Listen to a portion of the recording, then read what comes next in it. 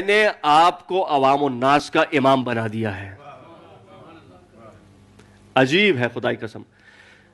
چھٹے امام فرماتے ہیں کہ اس وقت حضرت ابراہیم عبد الہی تھے. توجہ ہے میرے ساتھ, عبد تھے. عبد یعنی حقیقی معنوں میں آپ اور ہم بھی عبد ہیں, لیکن ایک ہمارا عبد ہے اور ایک وہ عبد ہے کہ جسے اپنا اللہ معراج پر بلا لے. سبحان الذی اسری بعبدہ لیلا من المسجد الحرام الی المسجد الاقصی. تو جب نبی عبد ہے اور ہم بھی عبد ہیں, اس میں زمین و آسمان کا فرق ہے. چھٹے امام فرماتے ہیں کہ جب اللہ نے حضرت ابراہیم کو امام بنایا, اس وقت حضرت ابراہیم عبد تھے, پہلے عبد بنے. عبد بنانے کے بعد اللہ نے جناب ابراہیم کو نبی بنایا, یعنی نبوت ملی.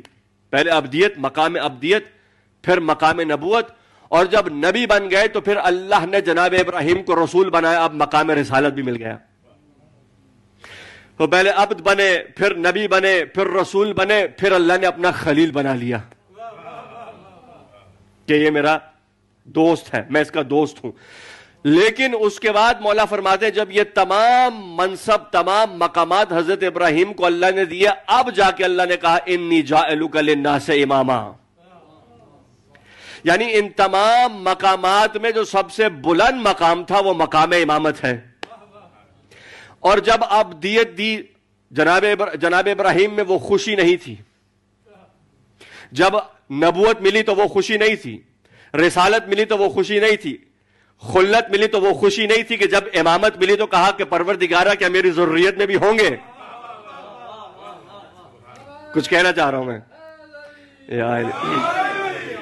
یعنی جب نبوت ملی تو حضرت ابراہیم سے متعلق پورے قرآن میں نہیں ملتا قال ومن ذریتی, کیا میری ذریت میں نبی ہوں گے. جب رسالت اور اولو العزم پیغمبر بنے تو جناب ابراہیم نے یہ نہیں کہا کہ ومن ذریتی, کیا میری ذریت میں نبی ہوں گے. لیکن جیسے ہی کہا انی جاعلک للناس اماما, ہم نے تجھے امام بنا دیا, عوام الناس کا امام بنایا, قال ومن ذریتی. بتانا یہ تھا کہ جو کمال امامت میں ہے وہ نہ نبوت میں ہے نہ رسالت میں ہے.